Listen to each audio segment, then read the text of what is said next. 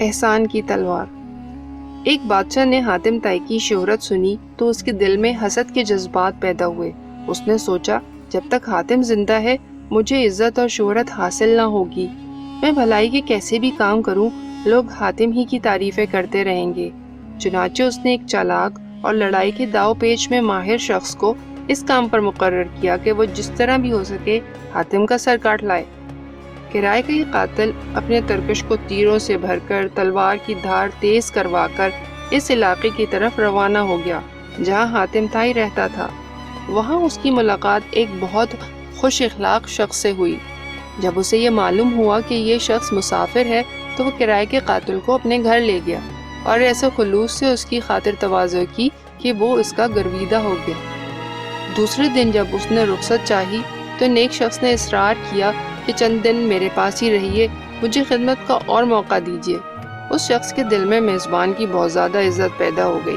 اس کا شکریہ ادا کر کے بولا، میں خود چاہتا تھا کچھ دن آپ کے پاس رہوں، لیکن ایک ایسا ضروری کام درپیش ہے کہ رک نہیں سکتا۔ میزبان بولا، اگر آپ رازدار بنانا پسند کریں تو شاید اس کام میں آپ کی کچھ مدد کر سکوں۔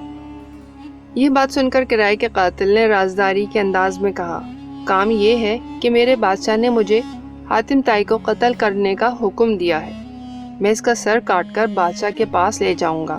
اگر آپ کو حاتم کا پتہ معلوم ہو تو مجھے بتا دیں۔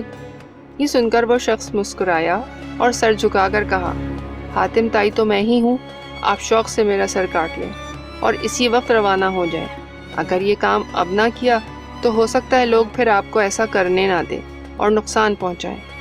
حاتم طائی کی یہ بات سن کر وہ شخص اس کے پیروں میں گر گیا اور اس بات پر شرمندگی کا اظہار کرنے لگا کہ اس نے ایسے عظیم الشان سردار کو نقصان پہنچانے کا ارادہ تک کیا۔ اس نے اپنی تلوار اور ترکش ایک طرف پھینکا اور یہ کہہ کر وہاں سے روانہ ہو گیا کہ قتل کرنا تو بڑی بات ہے، میں تو ایسے معزز سردار کے جسم پر پھول مارنا بھی گوارا نہیں کرتا۔ یہ سن کر پھینک دی تلوار اس نے نہ کی پھر اور کچھ تکرار اس نے جھکا کر سر کہا، اے نیک اتوار، تو ہے ملک ثقافت کا جہاں دار، تجھے ایک پھول بھی ماروں اگر میں جواں مردوں کی کھو بیٹھوں نظر میں۔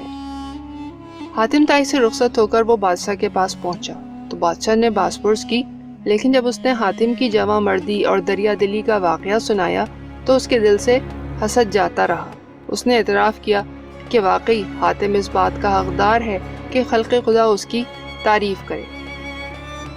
حضرت سعدی رحمۃ اللہ علیہ اس حکایت میں احسان و مروت کے اثر کا حال بیان فرما رہے ہیں۔ اگر کسی شخص میں واقعی اوصاف ہوں تو قتل کرنے کا ارادہ کر کے آنے والا دشمن بھی رام ہو جاتا ہے۔ پھر یہ بات بھی نہیں کہ یہ اوصاف صرف پیدائشی یا خاندانی ہوتے ہیں، بے شک انسان کو بہت سے اوصاف اپنے اجداد سے ملتے ہیں، لیکن خدا نے یہ صلاحیت ہر شخص میں رکھی ہے کہ اگر وہ کوشش اور مشق کرے تو اپنے اندر بہترین صلاحیتیں پیدا کر سکتا ہے۔